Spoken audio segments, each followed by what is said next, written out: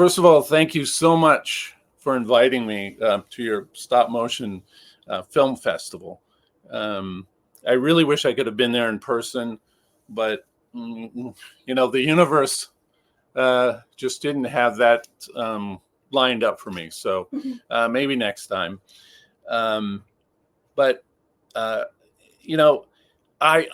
love stop motion, and I've done it all my life. And so what I'd like to do for you today is talk a little bit about my background and the unique place that Portland has in the history of stop motion. So I'm going to look at stop motion from a little bit from that perspective, because that's how I've grown up and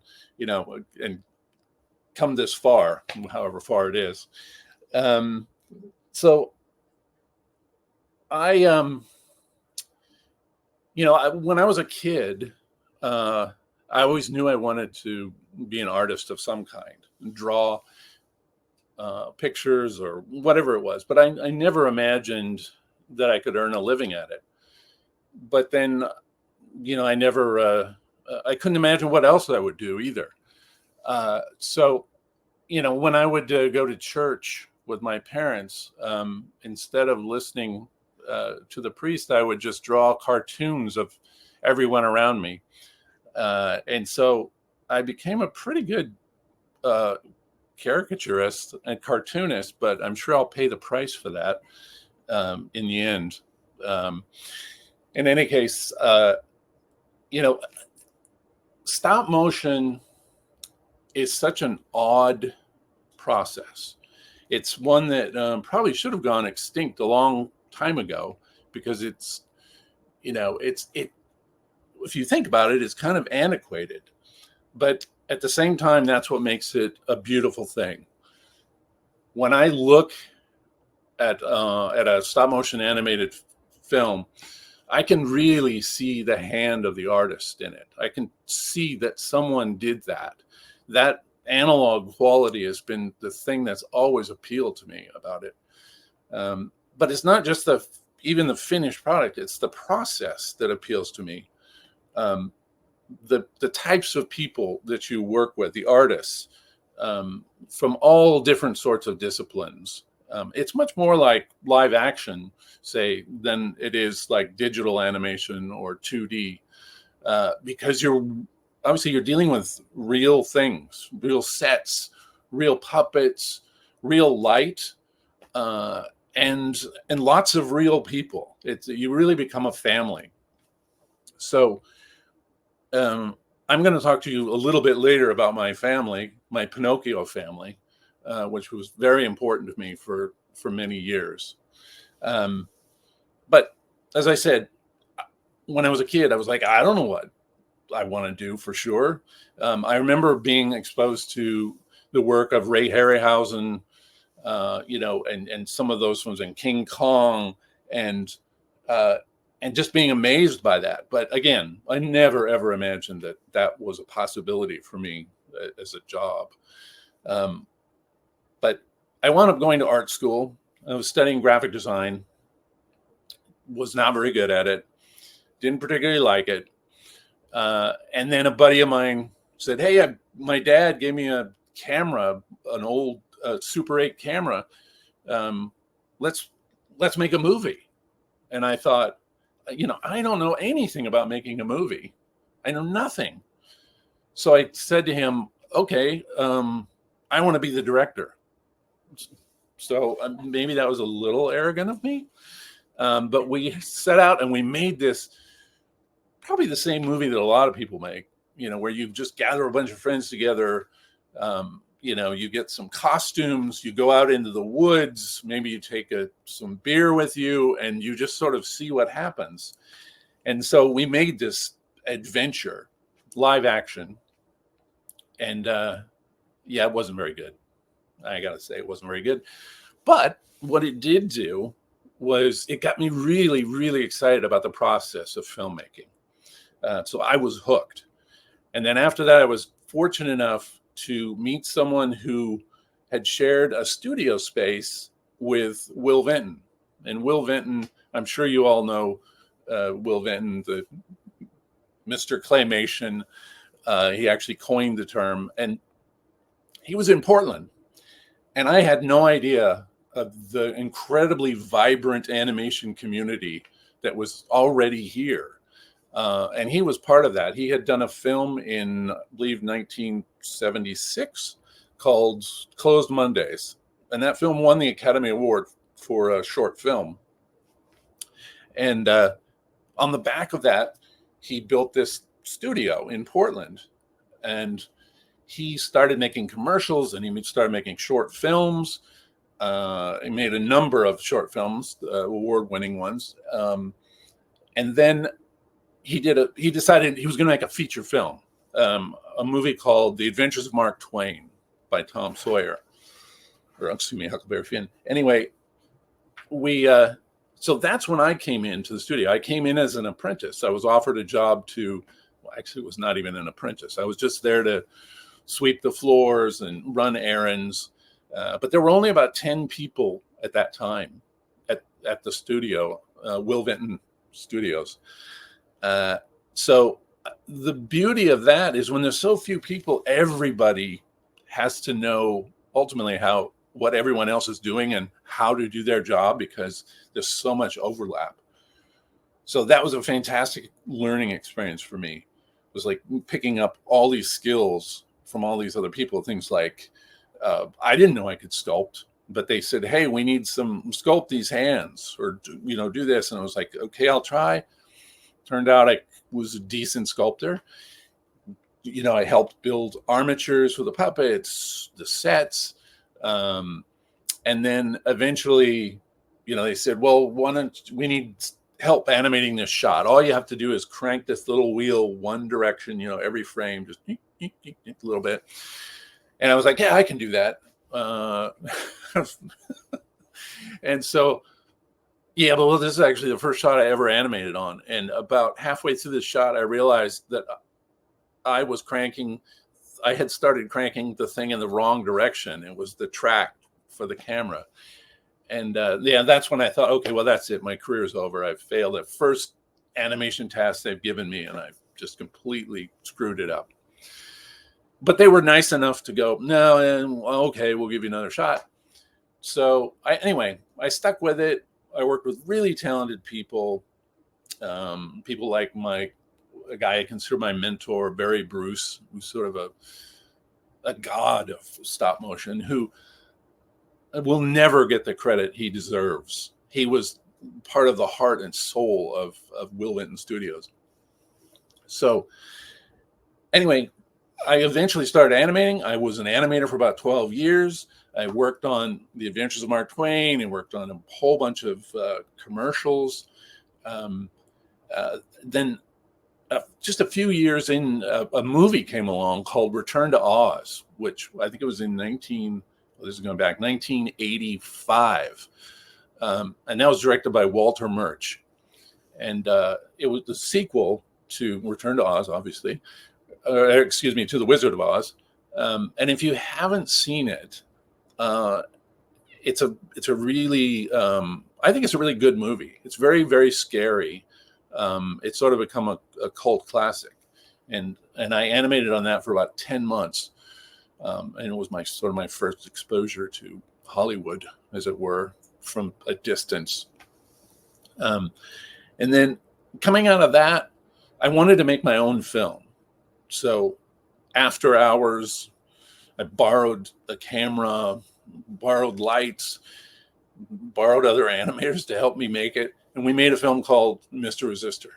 And that film, it was stop motion. That film really turned into a calling card, and it led to many other things. And it led to me directing commercials, etc. And eventually it led to a show called The PJs, which was a TV show with Eddie Murphy, which we did 3 seasons. I was the supervising director on that show and directed a couple of the episodes. Again, another amazing learning experience when you're trying to do that much material that fast and at a certain quality. So that was that was really something. And there were, even at the same time, there were other things going on in the stop motion community.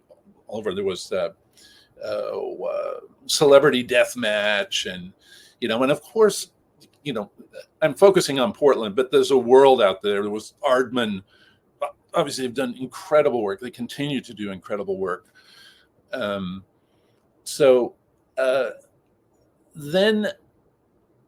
a thing happened with Will Venton Studios where it turned into Leica, essentially. It was a slow process as more and more people came on board. We went, as I said, from 10 people when I started to, on the PJs, there were about, maybe 150 people. And then with some of the Leica films, it's gone up and up and up. And I don't know how many people were on Coraline exactly. But today, I think there's over 300, maybe 350 people working for Leica. And so I, at one point, decided, well, I should say this. One day, the phone rang. This is a reoccurring theme in my life. One day, the phone rang, and it was Wes Anderson. And he said he was doing this Roald Dahl story called Fantastic Mr. Fox. And he wanted to know if I was interested in working on it. And he said, "Are you familiar with it?" And I said, "Of course I am. I love that story." I mean, it really, that's one of those stories that touched me so deeply. And of course I was lying. I had never read the story, had no idea what it was. But I did like it in the end when I finally did read it. And of course I agreed to come on and do that job. I moved to London for a couple of years and was the supervising director on that. Another amazing experience. Wes, incredible filmmaker, so very, very different, than Guillermo. So, having worked closely with those two people on the principal projects that I've spent my time on in my career, it's been great because they're so polar opposites in many ways, and yet they bring so much incredible creativity to the table. So there was one other thing that I want to mention as I'm sort of chronicling this. I talked about Coraline just briefly, but that was going on at the same time essentially as Fantastic Mr. Fox.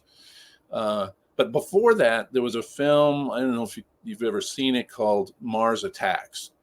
And it was going to be stop motion animation. It was going to be Tim Burton. It was going to be a big production, and Warner Brothers, did all these tests and sunk a whole bunch of money into it. And then they changed it over to digital at the last minute, and it just didn't happen. I had been invited to work on that, but I passed on it. I don't even remember why. I'm glad I did now because, they shut it down and it became digital. But that was Barry Purvis, another star in the world of stop motion. He was going to be the animation supervisor or animation director on that. And then when it went away, I remember he famously declared that stop motion was dead. And, that happens periodically. I've heard that. I've been in this business long enough that I've heard about the death of stop motion 5 or 6 times at least. It comes along. It's like it does really well, and then something happens, and everybody goes, "Well, that's the end of that. We'll never see that again." But we do. And one of the reasons we do is because it's such an enduringly charming medium. I mean, as I said earlier, you really feel the artist in it. And I think that's what appealed to Guillermo about it. He's been involved with this project since 2000. I want to say 2009, 8 or 9. That's when I first heard about it. I was working on Fox, and then it sort of went away. And then in about 2010 or 11, I got another phone call, This one wasn't from Wes. This one was from Guillermo. And he said, hey, these were strangely familiar words. He said, hey, Mark, I'm working on a film. I want to do a stop motion version of Pinocchio. Would you be interested in directing it alongside me? And I said, let me think about that. Okay. Yeah, that was an easy decision. But scary. Oh my gosh, so scary, because Guillermo is a force of nature and an incredibly talented filmmaker, and I felt it was very presumptuous of me to step up beside him to do this project. But that's exactly why I wanted to do it. I wanted to challenge myself. I wanted to prove that I belonged. But I think one of the things, one of the most important questions about Pinocchio in particular, is why? Why would you make a new Pinocchio? And it was the thing that intrigued me the most, was the take that Guillermo and Patrick, the co-writer, had on it. Because Pinocchio is a story that has always appealed to Guillermo, along with like Frankenstein.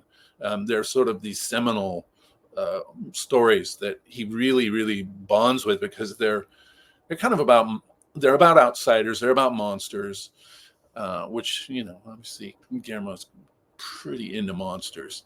But he said, and for me, I'll tell you, for me, Pinocchio had never been a story that really resonated. I mean, I was obviously aware of it, but it didn't move me in the way apparently it did Guillermo. But the take that he and Patrick had on it was so unique. And what I mean by that is, he said, look, this is not a story about a little boy learning to be good and then being rewarded or a puppet being rewarded to become a real boy. It just isn't. It's a story about disobedience, the importance of that.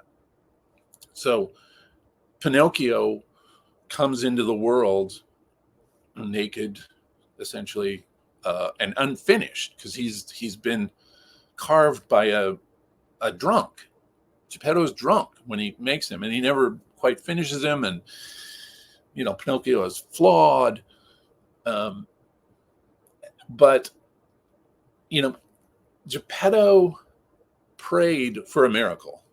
He lost his son. That was another element that we were really focused on, was like, and we felt like no one else had really touched on it in the way that we wanted to. And that was like, why did he make Pinocchio? What is the problem? It was, he lost his son, Carlos. He lost him. He died when he was just a child. And so he's been in, this state of grief for years and years and years. And he prays for a miracle, and he gets one. He gets this little wooden figure that he made. It comes to life. But Geppetto doesn't recognize the miracle. He looks at this thing, and all he can think is, it's not my son. It's not the Carlos that I remember. And so he's trying to make Pinocchio something else. He's trying to make him this other boy. And Pinocchio is not that. Pinocchio is flawed. Pinocchio's like got this crazy energy, always asking why, which is part of the notion of disobedience. Particularly in a setting, we made the setting about conformity. It was the rise of fascism. Everyone was supposed to walk in lockstep. And here comes an anarchist kind of into this puppet, which just questions everything when you're not supposed to. And so we said, that's valuable. And it's interesting that here is a puppet who doesn't behave like a puppet, while all the humans around him are behaving like puppets. And all of that felt wonderful to me, and felt like this is really, really rich material, and this is a reason to tell this story again. So that's really what drew me into it. And one of the early conversations I had with Guillermo was about the animation and the animators. I mean, one of the reasons he called me in was because I had this vast experience in stop motion. He had a background in stop motion as a young man. He had done some of it and had run a little studio, but it had been a long time, and the technology has, moved on immensely since then.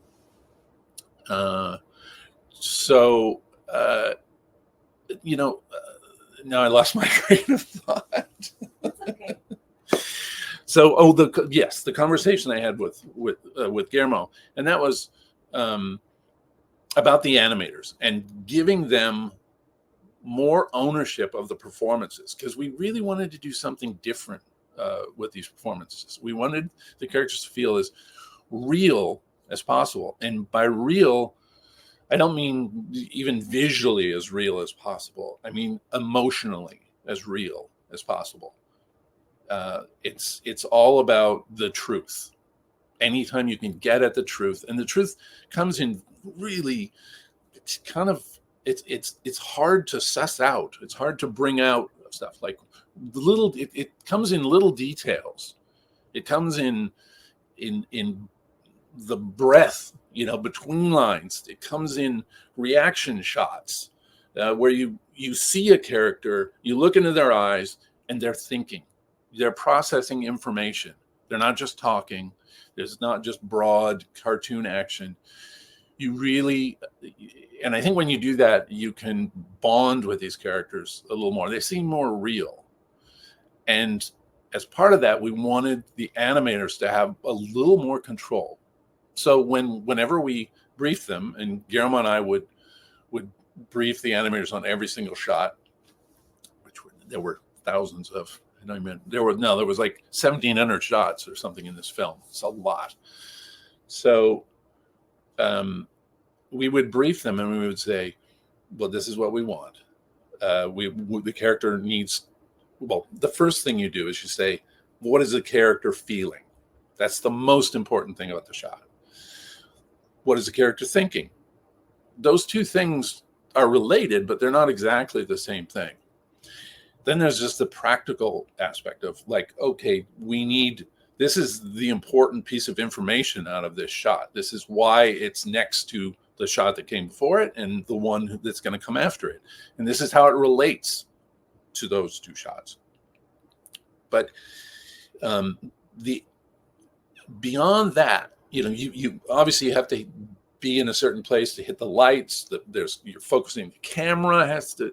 There's lots of technical details, and these animators are incredible technicians too, because the precision and the complexity of these armatures that they're dealing with really requires them to be technicians and understand how this stuff works on a really intimate level. But there's that, and then there's the performance itself, and really understanding the emotion of it. And what we always said to them was, look, this is what we need. But if in the course of the shot you discover something else, and this is what's unique about stop motion in many ways. It's a camera, it's an animator behind a curtain. It's just one-on-one. It is a very intimate relationship between the animator and the puppet. So no one's going to understand better than the person who's in there for hours and days, sometimes weeks on end, than that person. And we wanted them to feel comfortable. We wanted them to feel safe. And by safe, what I mean is, when you're animating, you have to take chances. If you don't take some chances, all the animation is going to be just vanilla, and you're never going to get at something special or truly interesting. So, but the animator has to feel like, well, I can make a choice here. This is what I've been told exactly to do, but I think if I just do this, that it's gonna work better. And sometimes it doesn't. But what we said was, that's okay. We're not going to punish you for trying something and failing. And it makes people approach shots very, very differently. It makes the animator take ownership of the shot and the emotion of the shot and what it's likely to do. But this was all part of our bigger system, which like get people involved, get them ownership, make them feel like, and really make them feel like they're part of this thing. And I think it's a testament to that we shot for almost 1,000 days, which is a long time. And yet when the shoot was coming to an end, I think everyone was very sad because it was such a great process. We knew we were working on something special. And it was sad when it was coming to an end. I think I want to, rather than just talk on and on and on, I think I'm going to show you a few behind the scenes images and talk about them, if that's all right. This might get awkward for just a moment. Excuse me. I'll just keep marching forward. License, giving the animators. Yeah, we were giving the animators license and really ownership of the shots. I know that Guillermo likes to say that everybody should be painting a self-portrait. That's what artists do almost always in their work. Is they paint a self-portrait. And we wanted people to do that too. We wanted them to understand each of these characters and the differences between them. And, there's so many insanely talented people that I work with. Our director of photography, Frank Passingham, the animation supervisor, Brian Hansen, our art director, Rob Dessou, the folks in Guadalajara who did all the Black Rabbits, they did an amazing job on that. We sort of handed off that 3 minutes of stuff. And then I think Ian's there, Ian McKinnon from McKinnon Saunders, who I worked with McKinnon Saunders years ago on Fantastic Mr. Fox a little bit, and a lot. And then they came on to Pinocchio to do most of the arms, or most of the puppets. They probably did, I can't remember, like 60% of the puppets or something, but their expertise was invaluable for us in putting this thing together. So having said that, I want to now try and share some behind the scenes images with you if I can. So hang on for one moment. I got my IT person here. You want the slideshow? Yeah. Not the still frame. This one? Yeah.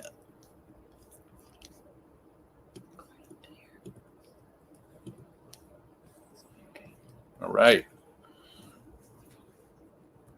So I'm not going to spend too much time on this, but this is an early concept art. This is where one of the places where we began, and actually the true genesis of all the design really came from Pinocchio himself, and it was some illustrations that Grizz Grimley had done, and Guillermo really sparked to the Pinocchio design, and so the world kind of grew out from that. Here's one of the this is one of the studios we had. This is a building that had three spaces about this big in it that we shot most of the film in. Although at one point we had 60 units going at the same time, a unit being a stage with a set on it and puppets, and it got pretty crazy for a while. But anyway, this shows you the glamour, of the whole process. You just start in a big empty building, and you build a world. And when you build a world, you build every single piece, every prop, everything. This is an interesting thing here. This little piece of fabric was something that I believe our art director, Rob Dessous, found when we were trying to figure out, well, what is this world? What are the rules for this world? And we wanted to we wound up defining it as this perfectly imperfect. And this piece of cloth, fabric, seemed to embody that. Notice how the lines are not perfectly straight, but they kind of feel maybe straight, but there's just something about it. And so that was where we started. And then, you have to design everything in terms of not just the thing itself, but how it moves through space, and what happens if like a plate breaks, a piece of china. And this plate, this is two examples. Like, should it be more detailed, like on the right, or do we simplify some of these things, like on the left? And we chose the left. Here's the carnival design early on. Our church, we had to build multiple churches. We had to build 2 churches because enough of the film took place in there that we could never have completed the animation in time had we not had more than one set. Here's the stage that they play on. Beautiful, some just gorgeous work that people did. An early concept design for Geppetto's workshop. This is a foam core mock-up, which is this sort of very simplified version of the set built out of foam core. Once it's designed, so that we can look at it and start thinking about camera angles. And this is a miniature version of it. We literally, because this set was going to be so big, we started by building it small like this. I think this is the dormitory. Give him a second. So backwinding a little bit here. So here's an early concept, some early concept art for the village. And Pinocchio, who you see in the corner, he was where we started in many ways the world from, because he was designed by Grizz Grimley, who had done an illustrated version of Pinocchio. And Guillermo saw that, really liked it.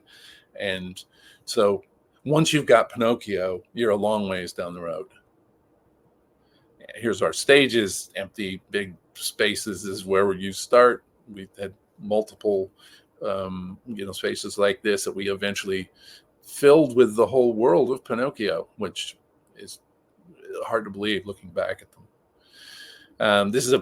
This little fabric sample was something we found very early on. And this notion of perfectly imperfect was something that sort of went through everything we did.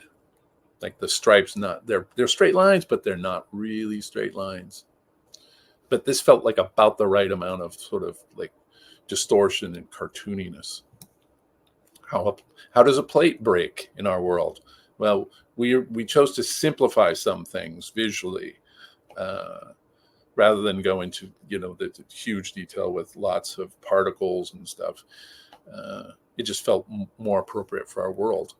Here's the early design for the carnival, the church, which we built 2 of because we had so much material that took place within the church.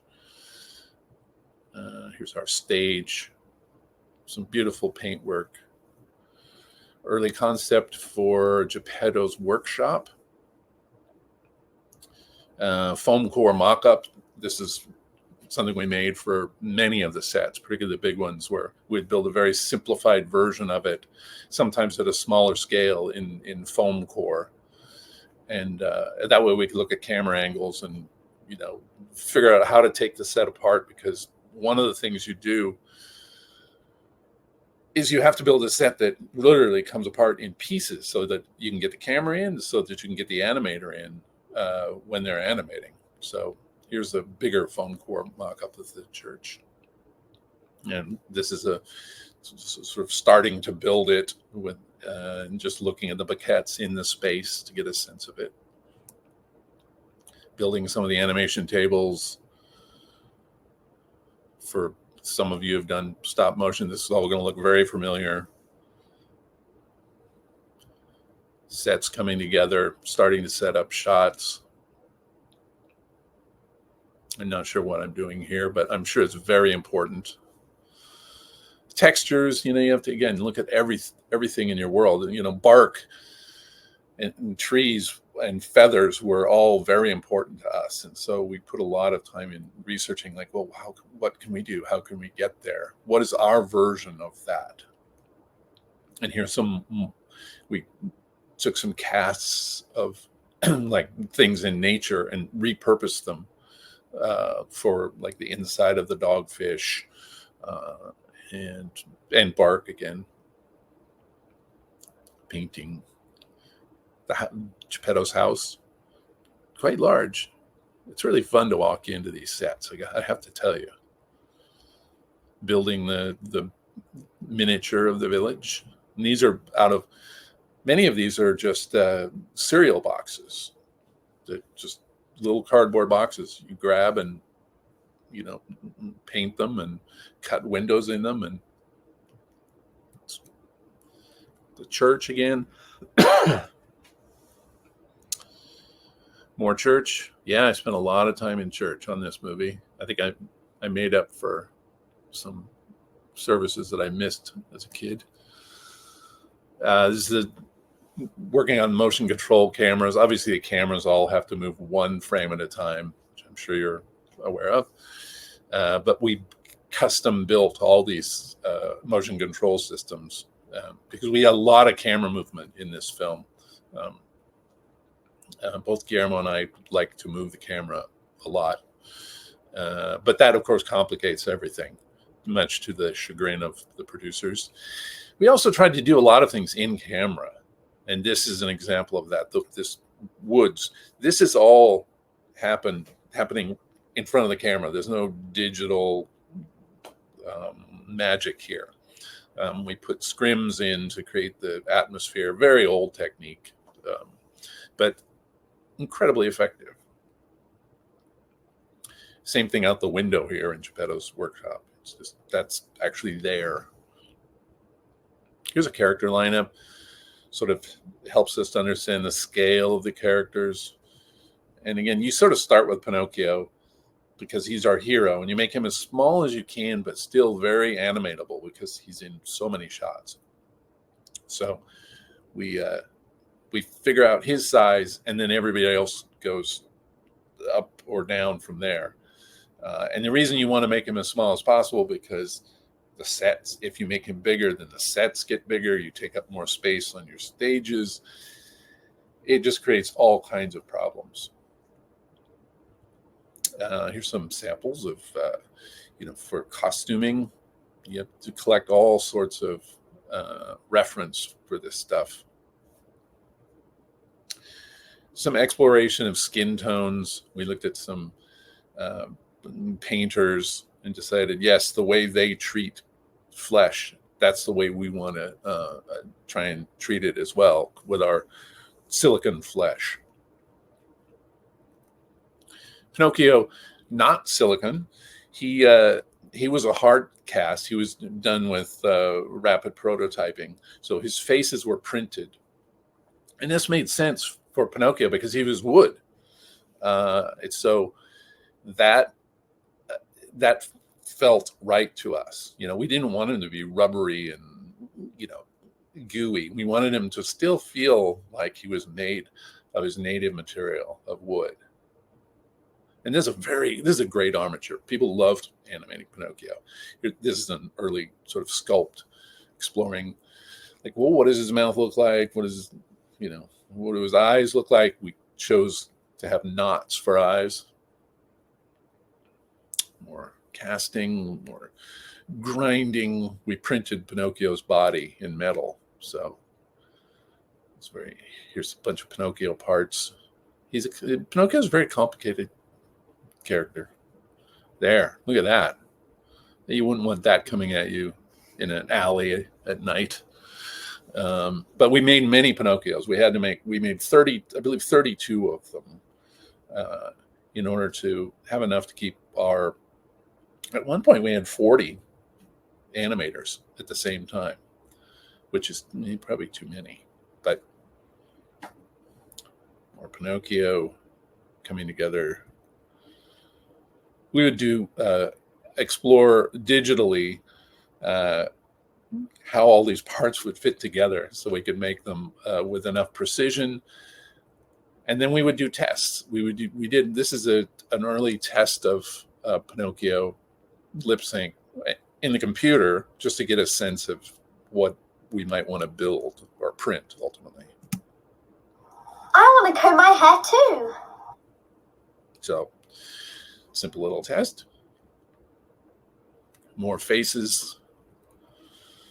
Many faces. We made, I don't even know how many faces we made. I don't want to think about it, really. We kept them in pizza boxes. It just made sense.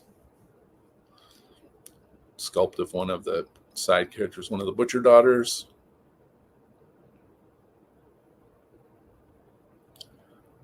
There's Guillermo doing something to something.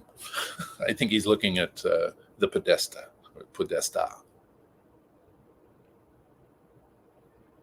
Our villain, or one of our two villains. Sculpting Geppetto. His beard was quite an undertaking. Yes, Death. She was the challenge with her is she was very big. She was very heavy. So we had to have a lot of pick points, a lot of places to hold her so she didn't just fall down. This is a sculpt, obviously, not a finished one. But one animator did almost all of her scenes. Spent 2 years with this puppet, and a poor guy. I still feel bad for him, but he did a great job. Carlo, very difficult puppet because he's so angelic and simple. A whole different set of problems. Every puppet is a different set of problems. I should say challenges, not problems. Here's what's inside of Geppetto. Pretty weird. Yeah, this is a torture scene that we cut from the film. No, I'm kidding. It's part of the molding process.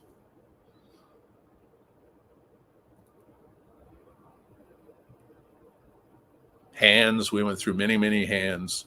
They break because we wanted them to be very expressive, but that means bending them a lot, and and they break because they're just wire in the fingers, so they eventually break down.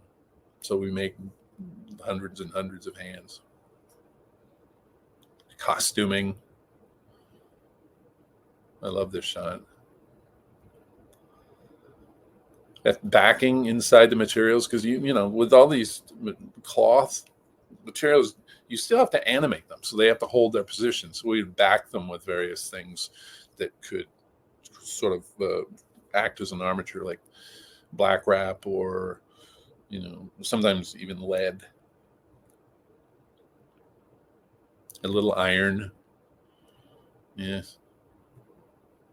Scheduling, crazy. I mean, I won't even get into that, but these boards went around the room, and each one of those little squares there is a shot, and we're trying to figure out where, when, what, who, trying to move all these resources around and keep it going.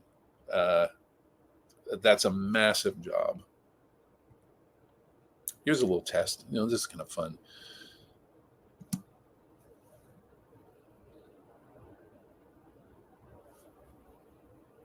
That's kind of fun, huh? All right. Here's another one. What does bread look like when it breaks open? This is a test of the bread.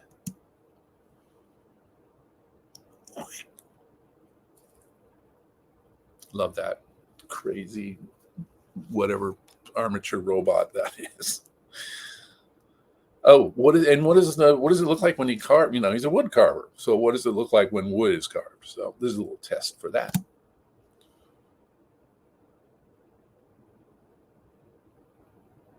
And again, this is an animator. I mean, it looks like a machine is doing this, but nope, that's all. And frame by frame, an animator is turning the little crank there and moving it. So, yeah. Oh, here's an early Geppetto lip sync test. Lies, my dear boy, are found out immediately because they are like long roses. Yeah, and this is obviously an unfinished head. A silicone that hasn't been painted yet. Oh, I think this is an early Pinocchio. Once we printed them, here's the first real lip sync test. A dead body? Where? I want to see it. I'm going to play that one more time because I love it so much. A dead body? Where? I want to see it.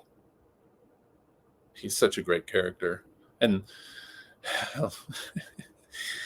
little Gregory Mann, who played Pinocchio, was just incredible. I think he was 9 years old when we were recording, and he was great for about 2.5 hours a day. You know, he was a kid. Here's another test. This is like, well, how does Pinocchio move? You know, and we actually designed his movement to change over the course of the film. Obviously, at the beginning, when he was born, he's like a fawn almost, a young deer. He doesn't understand how his joints work, so he's a little out of control. Here's Carlos again. Like, well, we really wanted him to feel like a boy, to have that energy of a young kid and playfulness. Not sure what this.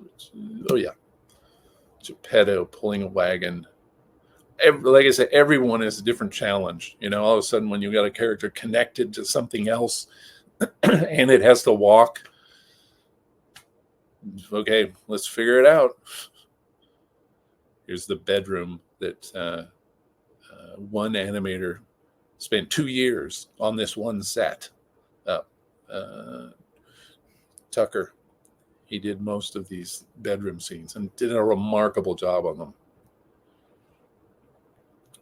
It's myself and Brian Hansen, the animation supervisor, pointing at the screen, which, you know, that proves that's what directors do mostly. They just point. More animators at work, animators worried about their work. Here's the scheduling board. It makes me sick to my stomach just looking at it. All those shots. The ADs, the first ADs, wouldn't have been able to make this film without them. They kept me on the straight and narrow. They cracked the whip. But they're nice people. A couple of our animators getting ready for some reference filming, I think is this it? Oh yeah. All they needed was each other's company. And the old witch warned the little hedgehog, do not tell lies, or your nose will grow and grow up to here. His nose would grow? Lies, my dear boy, are found out immediately because they are like long roses, visible to all but the teller of the lie. And the more you lie, the more it grows.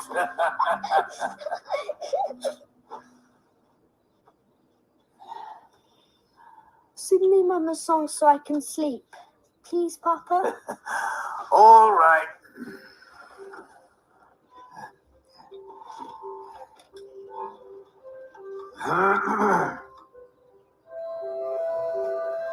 My son, you are my shining sun. Yeah, I think we should have probably done the whole done a cut of the whole movie with just the reference film, because it's so much fun. It's just hilarious to watch. More animators. I think, yeah, there we go. I think that's the end of the slideshow. I think we're going to go on Do you want any time? to some questions.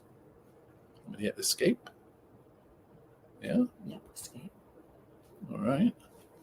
And then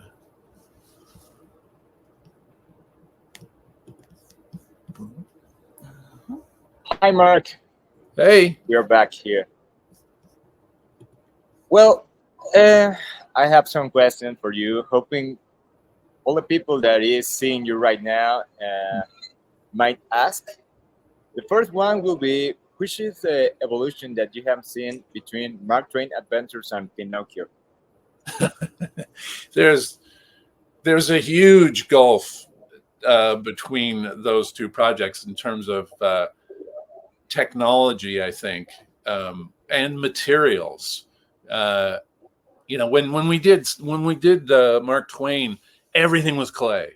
We just that was something that Will insisted on. He wanted everything to look the same, and it's an interesting look. For me, it gets a little heavy after a while, but all kinds of things like motion control, in terms of the computers, it's all become way easier. So we can do much more sophisticated camera movement. It feels much more like live action now than it did back then, where but at its heart, it's still moving a puppet or multiple puppets one frame at a time, and then shooting. So at its heart, it hasn't changed at all, but around the edges, it's completely different.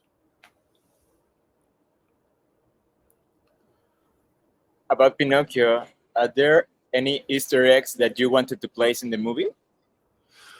We did put a few Easter eggs in the movie. Yeah, I guess I can say in the stained glass of the church, there's some images of the monsters from Guillermo's other films. There's also an image that, if you look at it really hard, you can tell it's a bomb dropping. It's sort of foreshadowing the death, in the church. We also did a tribute to Will Vinton at one point in the workshop, because Will passed, was it 2 years ago, 2 or 3 years ago? We put a giant sculpture of his head, or what looks like him, and then it's partly covered by a tarp. But if you look close, you can see it in the workshop. So there's a bunch of stuff like that. That's amazing. Yeah, we noticed Guillermo del Toro put the characters of the Pan's Labyrinth also in the church and stuff like that. Yeah. We actually surprised him with that.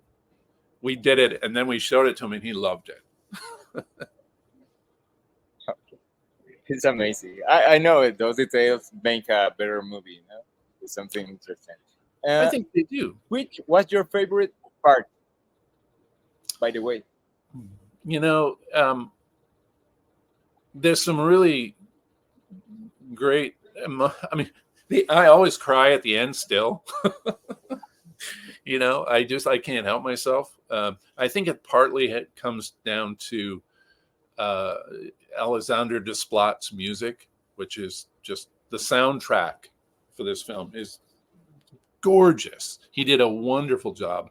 But there's very emotional scenes. There's some scenes in the church where Geppetto is first he's trying to tell Pinocchio why the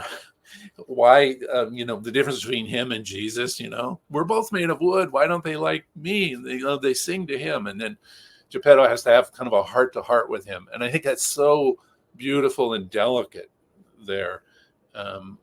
Also, I just love some of the bigger action stuff, like when Spazzatura is first coming to the carnival, and you see him running down the sides of the old amphitheater, and then in through the crowd, and then up to Volpe's wagon. that one was great because it was so hard. It was like, it took us months and months and months to do that one shot. Went through 3 spazaturas in that shot. We wore them out. We'd have to pull one out and put another one in. So I would say, yeah, but I love the whole movie. At the end is the whole. Yeah, I know. But in your point of view as animator and director, which was the most difficult to develop? Well, like I said, every shot is a magic trick, and they all you have to figure out a different solution. That, like, some stuff that seems very, very simple is very, very difficult. Like Cricket under the glass when he's trapped.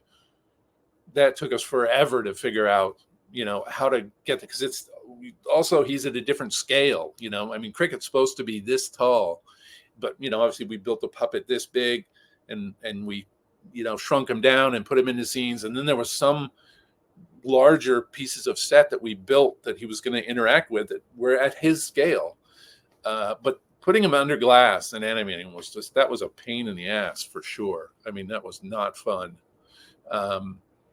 But that the coming into the carnival with Spazzatura was probably the most complex single shot in the whole film, and took us the longest to do. Just because there were so many characters, so much camera movement, yeah. Okay. I think that it's really important for many people that in Mexico is trying or looking to be a stop motion director. Which are your advices that you can give to them, and to grow and make great things over here in Mexico? It's totally another place, is different, but which will be your advice to be an animator, a great animator, and a stop motion director? I think that this advice works everywhere. It doesn't matter where you are. You start by looking and listening all the time. Like, take it in, take everything and observe. Look at human behavior. Try and understand the subtleties of it. I always tell animators, there's when you look at a character and they're saying one thing, but clearly they're thinking another thing. If you can make those two things, because that's how human beings are. We often send one signal with our face and a different signal with our voice and maybe with our body. It's like understanding all that language and all the contradiction that comes from being a conscious person. If you can get some of that into the puppet, that's amazing. But so I say, listen, and watch, be observant, watch other people's work too, but tell your own story. Especially at the beginning, when you're starting out, don't try to do something that you think someone else will want to see or emulate something. Like, what do you have to say? Especially if you're going to be a director, what is your point of view? Because that's why people will come to you. They'll come to you because you have a unique point of view. You look at the world in this way, and they're going, yes. And there's only one thing that's important: the truth. If you can get at the truth, every shot has to be true, and everything about it should be true. There's I was thinking about that. There's these things called fractals, and I don't know if you're familiar with them, but it's this notion of these patterns that repeat themselves. Like in a leaf, you see the veins in the Amazon forest, and then you go wide and you see the rivers, and it's the same. You would swear the same applies to film, to every shot. It's a fractal thing, the costume, the lighting, the blocking, everything should be a reflection of the same idea on some level. So, this is probably a more complicated answer than you needed, but I would start with, tell your story.